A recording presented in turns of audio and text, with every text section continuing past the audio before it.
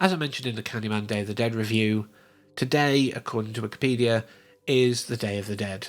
So if you celebrate that, then Feliz Dia de los Muertos to you, and I hope I didn't butcher that too badly.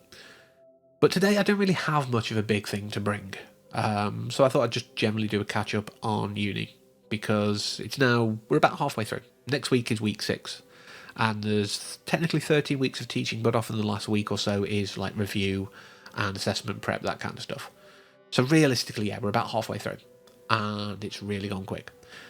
People said, and I've probably mentioned in previous videos myself, people have often said the jump from level 4 or year 1 or freshman year, whatever you call it, to the next year is a jump. You will feel, like there's more and stuff just is happening.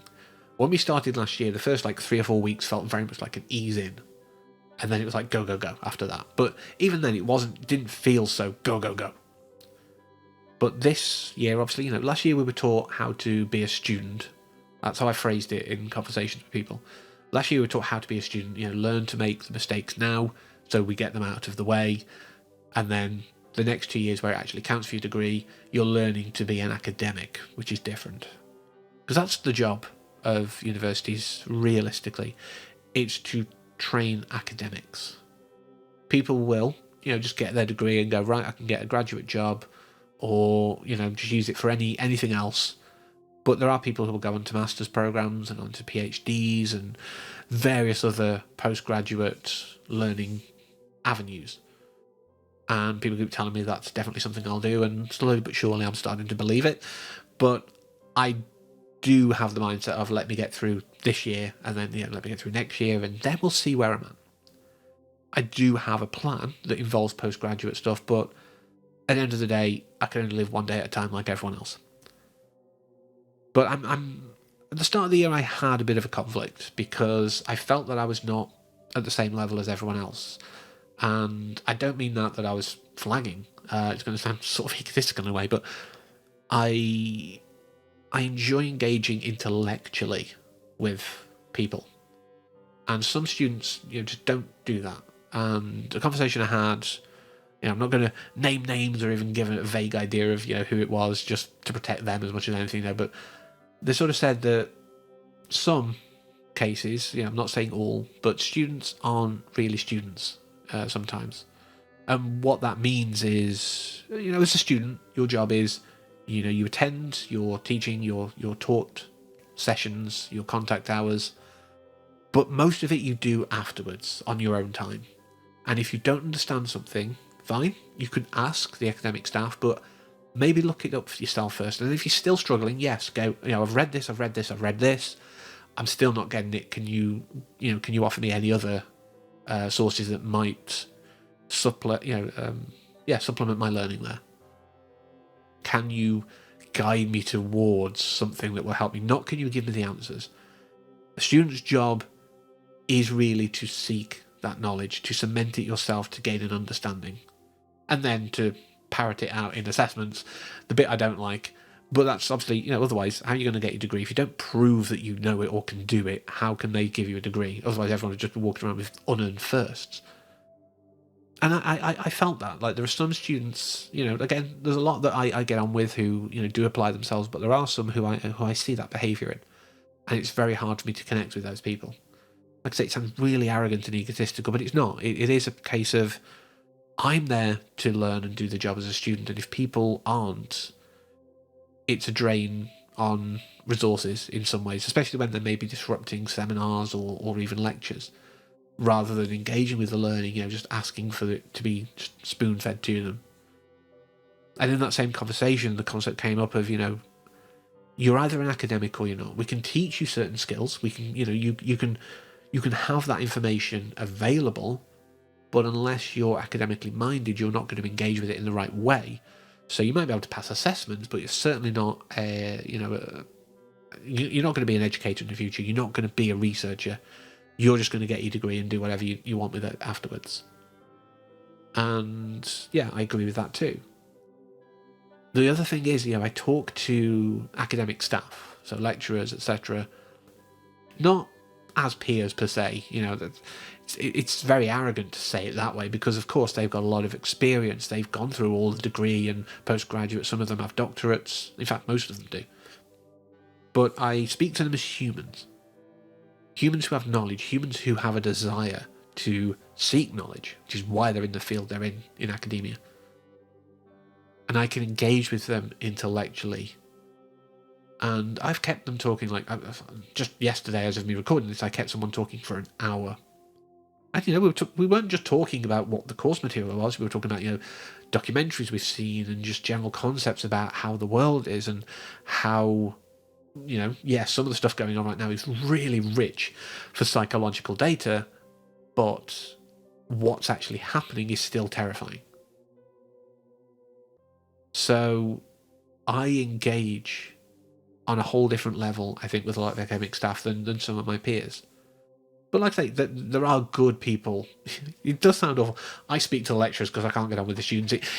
You can read it that way, but that's a wrong interpretation. I certainly don't mean that. There are, like I say, plenty of students I get on with who do apply themselves, who I have a lot of time and energy, and, I'm happy to work with.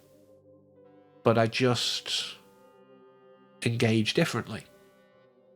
And I suppose the other thing I want to catch up on is I don't know if I mentioned it previously, but we have the ability now to do more creative journaling. So instead of just writing something every week, we can do a picture, we can do a poem, we can do a song.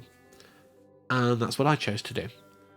I'm realising on the cusp of week 6 that, that's a lot of extra work. I mean, I keep the same backing track because I'm not writing a whole new song from scratch every time. That's too much. The first week I made the backing track and that's my guide.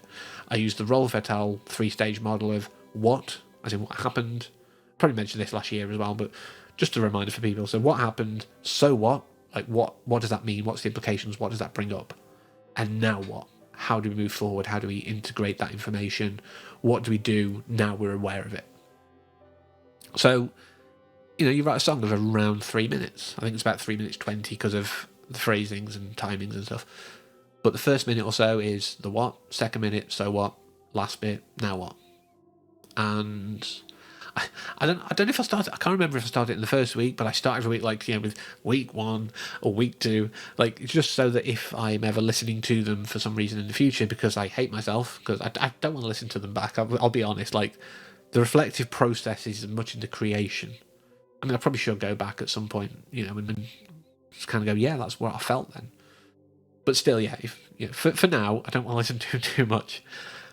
But I'm not forcing myself to keep to the meter, sometimes there might be lyrics are a bit fast to try and fit it in to that phrasing, or I might draw out it a bit, so that I'm able to keep to the sort of timings that I want to. But I'm not forcing myself. I'm not hamstringing myself by it must follow this exact rhythm, and the vocal melody changes week on week. There's a few things that are similar because of the underlying chord sequence behind it. There's some notes that just will clash, but otherwise it's pretty free, and I can just kind of do it very stream of consciousness almost for the first run through, but then I'll iterate on it, and the final version is a good reflection of what has come out for me in the previous week.